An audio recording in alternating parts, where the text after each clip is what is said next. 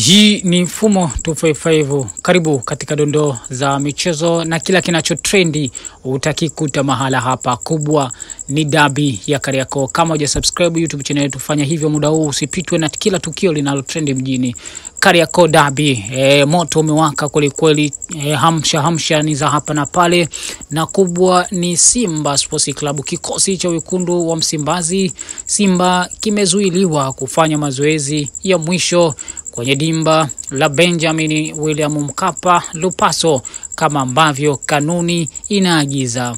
Waliwazuia ikitajwa kuwa ni makomando wa Young Africans na wasimamizi baadhi yao, huku hawana sababu maalumu zaidi ya kuambia kuwa mbona miaka yote hawakuwa wakienda kufanya mazoezi ya mwisho, hivyo hawawezi kuwaruhusu. Kitendo cha kumzuia Simba kufanya mazoezi ni kuvunja kanuni na kumnyima haki mgeni wa mchezo huo ambaye alitaka kufanya mazoezi ya mwisho muda sahihi kuendana na kesho.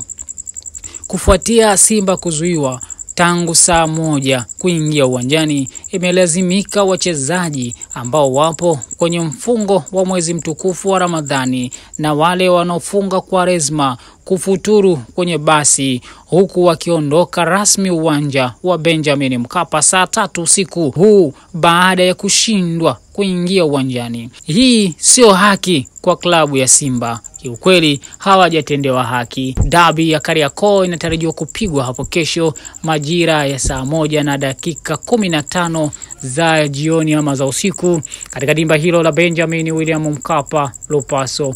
Mnyama Simba anaingia kwenye mchezo huo huku akiwa na hati kweli kutokana na kupoteza michezo kadha iliyopita.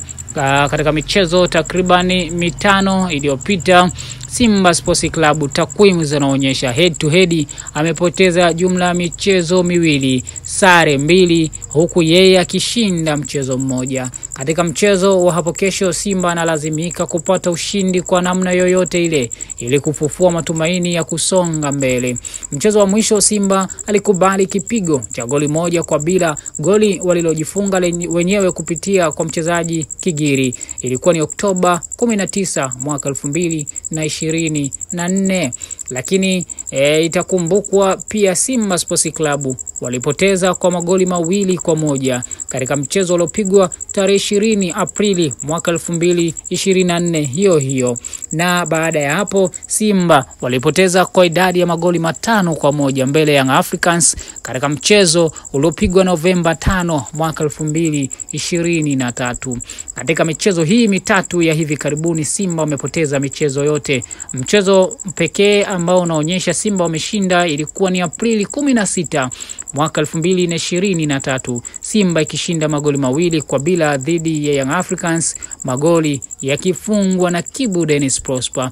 Lakini Oktoba 23 mwaka 2022, Simba na Young Africans zilitoka sare ya goli 1-1, na Aprili 30 mwaka 2022, Simba Sports Club akiondoka kichwa chini kwa sare tasa ya bila ya kufungana, kwa maana bila.